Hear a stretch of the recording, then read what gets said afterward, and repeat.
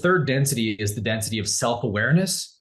We could also call it the density of separation, because the first sort of notion that the brain has when it starts to realize I am a separate being is that everything else is a potential threat, right? So it's like survival consciousness really thrives in third density. That's why we see all the war, all the genocide, all the horrible atrocities in third density. It's because we're operating from this belief that we're separate.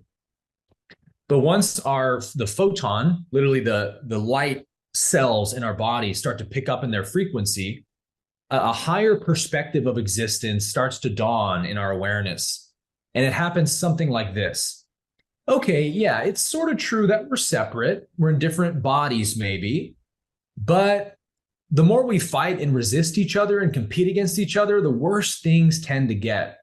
So although we may be in separate bodies, what if we're all sort of one in a greater perspective? Maybe we come from the same source. We have the same essence to what we are.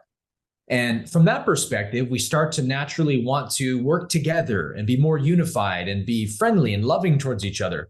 And the second humans start to truly do that, it proves to our mind how much more efficient and how much better that perspective is. We could call it unity consciousness versus separation.